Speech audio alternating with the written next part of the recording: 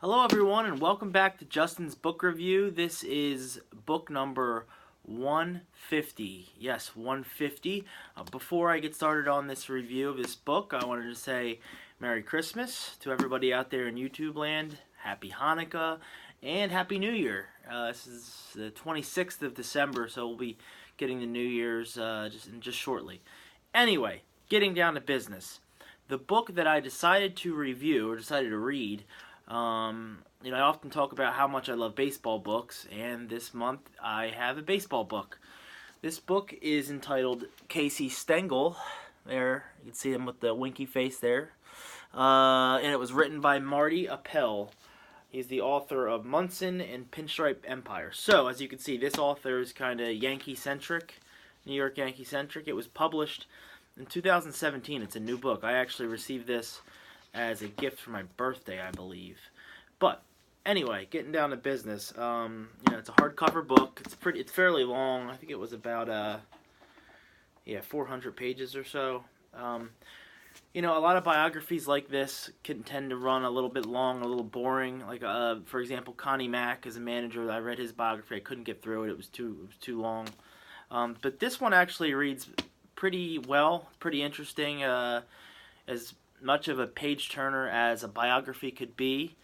For those of you who don't know who Casey Stengel is, he was a former baseball player back in the day, and he was really played in about 1900s to up until Babe Ruth time, 1920, and then after that, he immediately became a manager and is one of the most well-known managers of baseball's golden era, that they say is the post-war era, which would be post-World War II. So you're talking the 1950 powerful Yankees. He won 5 consecutive World Series, won like 7 World Series. Then Casey Stengel also, after the Yankees, went on to manage the new franchise, the New York Mets, when the Giants and Dodgers went out west. And by that time, he was an old man. So this guy's life is very interesting, and not only just Casey Stengel, but it talks a lot about his wife, Edna Stengel, who they said was the first woman of baseball, the first wife of baseball. She was always at all the games dressed up in her pearls and dresses, and Casey was a very colorful character. Some people like to compare him a little bit to Yogi Berra, because they have these witticisms that they say, Berra-isms, versus they say he talks in Stengelese. It reminds me somewhat of my grandfather, who was kind of had some similar attributes to Casey Stengel. But anyway, it's a very well-written book. I think it doesn't get too far into... A lot of times these biographies will get too far into games, and they'll say, with 1 out, and the count was 3-2, and they go pitch by pitch, and it's too much, you don't want to hear about it. It kind of hovers above the game and talks about it, but it really gets into who Casey Stengel was as a manager, and as a person. He liked to drink, he liked to go out to the bars, but he also was a good manager, and he was a good friend to a lot of people in baseball, and a great character. And he was sorely missed when he passed away. But he was in baseball, I think, from the time he was finished high school, like 18, 19, and then I think he didn't even finish high school, and he left the Mets. I think he was like 72-ish, 73. So he had a lot of years in baseball, a lot of stories. I'm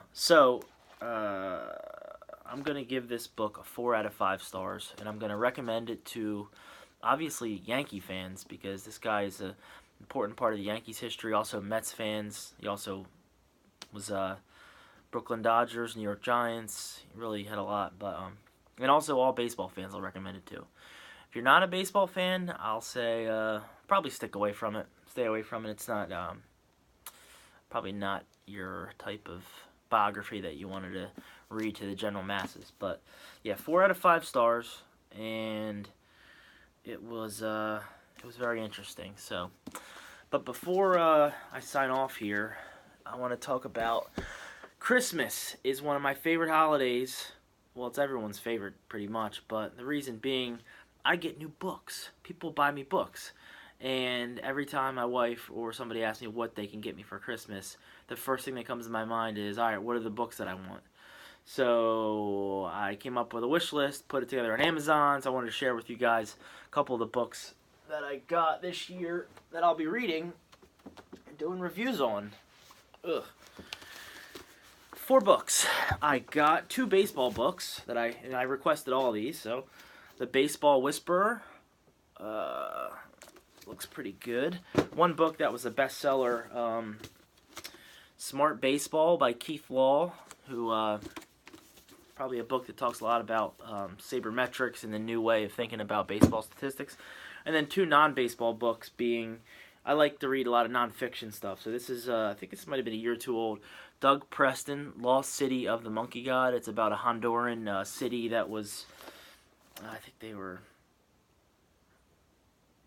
I don't know, it's in the wilderness and it was like an unknown city, but it sounded pretty cool, like an adventure story. And then this was like one National Book Award.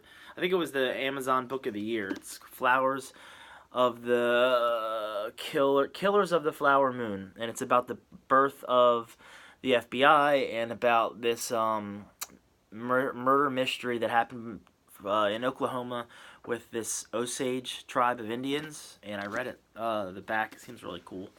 So anyway, that's about it. So Happy New Year, Merry Christmas, and the book I'm currently reading, which I'm almost already done, I have about 100 pages left, is Anthony Bourdain's Kitchen Confidential. Pretty good book, but we'll talk about that next month. I'm not a foodie, but I do like Anthony Bourdain's show. I like travel, so CNN, whatever it's called, Parts Unknown. So anyway, enjoying that. So, I'm going to sign off here. Everybody, have a Happy New Year. Don't drink and drive, but absolutely drink, but just don't drink and drive. Alright, signing off. Book number 150, 4 out of 5 stars, Casey Stengel.